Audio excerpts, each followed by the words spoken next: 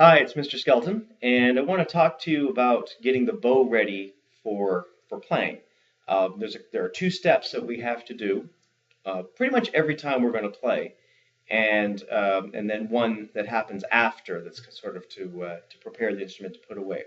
So the first step is to tighten your bow to the proper tightness.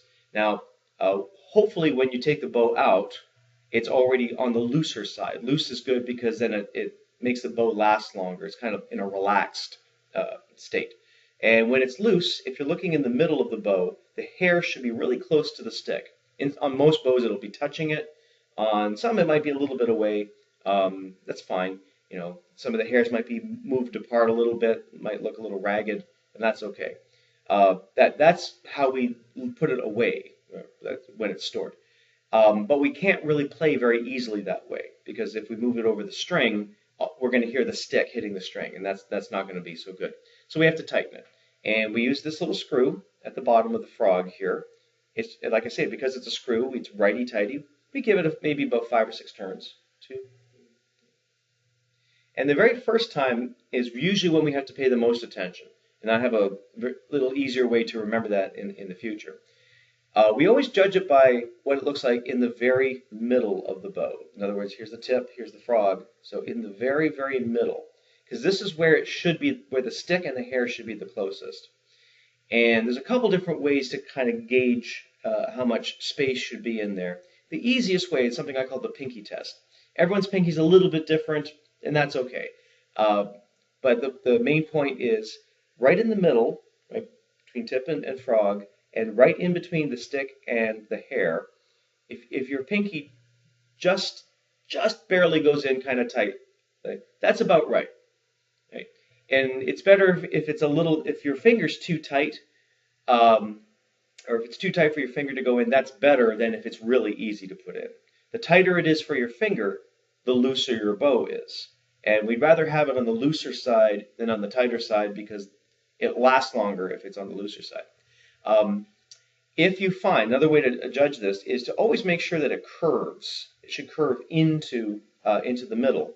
You never want it to be perfectly parallel to the hair, like straight up, and definitely never where it kind of curves outward, because that's really bad for it's bad for the hair. It's also bad for the wood. It'll make the bow not work as well in the future.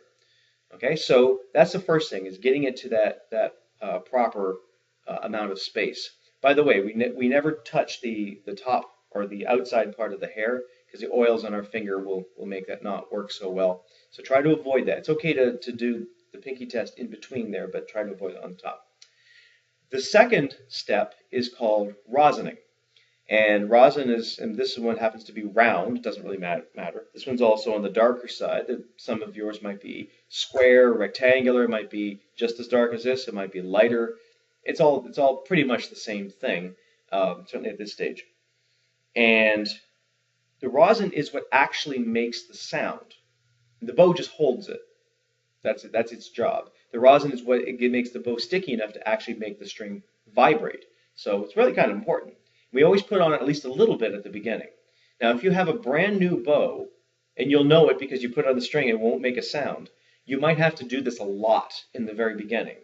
And so what I'm going to show you, just be aware, if you're not getting anything out at all, then just keep doing it and doing it and doing it. Press a little harder, a little harder, a little harder.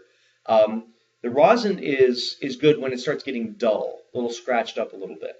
It doesn't need to be like really gouged out or anything like that. If you want to, if it's really shiny, you can take a little tiny bit of sandpaper, like light sandpaper or an emery board, something like that to dull it up. Most of the time, once you've been playing, the bow keeps it plenty dull, which means it's ready to go on, and then it doesn't take many strokes of the bow to put the rosin on.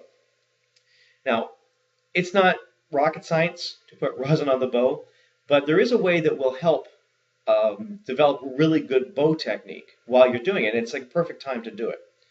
So if you take your bow in your right hand, granted, this is my right hand because I'm thinking about on that side, and make a good bow hold. Right? Always important, never just hold it unless I tell you. Right? There are times when we can do that. Every time that you possibly can make a good bow hold, make a good bow hold. And hold the rosin out in your left hand just comfortably in front of you. Keep it in place. Now this is really good if you have one of those square or rectangular ones in the wooden containers, because they give you like a perfect little guide for going back and forth. But if you hold it there and just go very carefully from side to side, like straight across in front of you, from the frog to the tip, back and forth a few times, maybe about 5 or 6 times. Again, this is assuming that it's not a brand new bow. Sometimes you might have to put a little bit extra at the ends, but for the most part, they're nice long bow strokes. See what my arm is doing? It's bending mostly at the elbow and the wrist. I'm not doing full arm things. It's just a nice, easy bow stroke. And if you look at the Greenbelt video about putting the bow on the instrument, that's how we get a nice straight bow. Right? I'm just holding it just comfortably in front of me, in place. It's not to say that you can't move the rosin. I mean, it'll still work this way, but then you lose the opportunity to actually practice your bow stroke. If you do this, if this is how you put your rosin on, you'll see most professional violin, viola players, cello players, this is how they do it, because they're used to playing this way, so they figure, well, let's rosin a rosin this way. So if you use this as a warm-up activity, you are rosining and practicing at the same time. What more can you ask for? Okay, so again, it should take maybe 5 or 6 strokes back and forth, and eventually you get a feel for whether you need more or not. Once you have a certain amount on, you don't need to keep adding it as you're practicing. Maybe the next day, maybe do 3 or 4 more before you play. It does stay on. There's always at least a little bit on there. Now, let's assume that we have practiced for a little bit. It's time to put our bow away. We have to loosen it.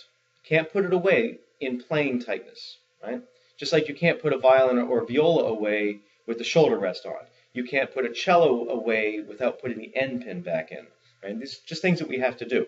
So we take this little screw. This time we turn it to the left, which is counterclockwise, looking at it, this way. And I want you to remember the number 5. And you're going to turn it 1, 2, 3, 4, 5 times. And whatever it ends up is going to be just fine. Okay? And then you don't have to always keep track of, is it tight enough? Is it loose enough? Is it tight enough? Is it loose enough? Because the next time you take it out, you just go, oh, I go to the right 5, 2, 3, 4 times. Time to put it away. Turn to the left. 2, 3, 4, 5 times. Okay? It takes a little getting used to. For some people still may not know their right from left, as far as, especially when things are spinning, the clockwise, counterclockwise thing. So might get used to that a little bit, but for the most part, it's just like any other thing that you turn as a screw. So it's not essentially very complicated. Right? I hope that helps, and please subscribe so we can get more of these videos. Thank you very much.